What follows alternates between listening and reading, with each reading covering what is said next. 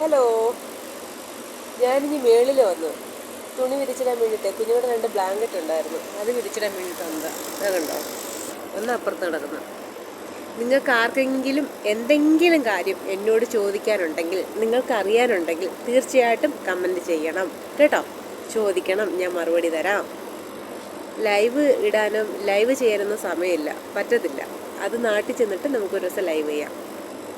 പിന്നെ എല്ലാവരും സുഖമായിട്ടൊക്കെ ഇരിക്കുമല്ലോ.